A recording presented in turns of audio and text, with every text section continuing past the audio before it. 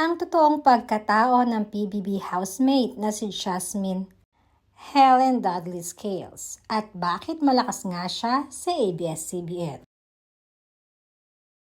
Trending nga to sa usapan ngayon lalo na sa mga millennials ang PBB or Pinoy Big Brother dahil na rin sa mga recent kaganapan sa loob ng bahay ni Kuya. Isa sa mga housemate na talaga namang pinag-uusapan ngayon online ay si PBB Jazz. Napaka-controversial nga ng kanyang personalidad at sinasabi pang madalas itong ma-nominate ng kanyang mga housemates, subalit dahil na rin madami itong hakot na fans online ay madalas din itong nakakaligtas sa eviction.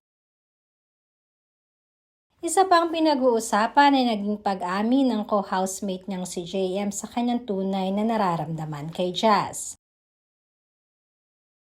Pinagseselosan pa nga ni JM ang pagiging malapit noon ni Jazz kay Daylan na kamakailan lamang ay na-evict na sa bahay ni Kuya.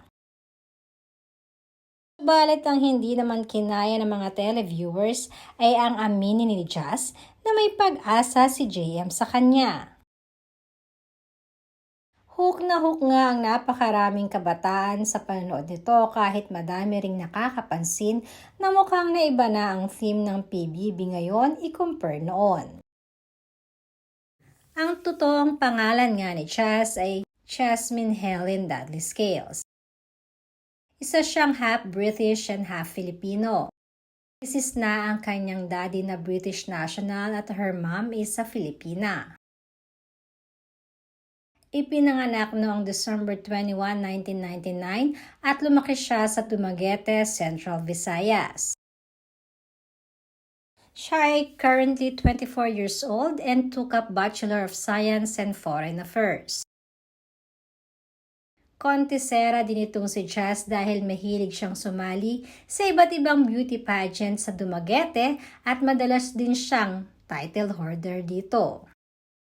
Noong 2016 nga ay nag-join si Jazz sa Silliman University sa Pilipinas as a senior high school governor at work until March 2017.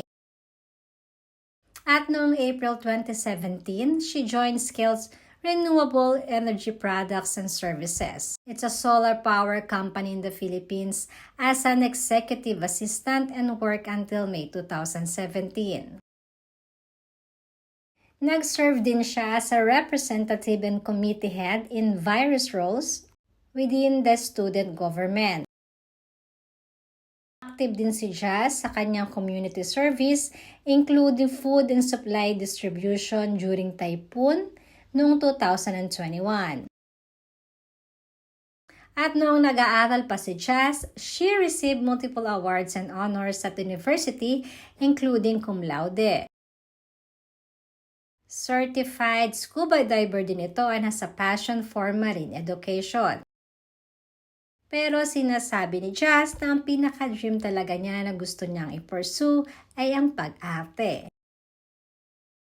At last year, 2023 nga, she became account manager of One Mega Group Incorporation. Ang company ito ay design para sa iba't ibang media platform. Napakaganda nga ng relasyon ng One Mega Group sa ABS-CBN dahil halos lahat ng ABS-CBN stars ay madalas na nilang na-cover nito.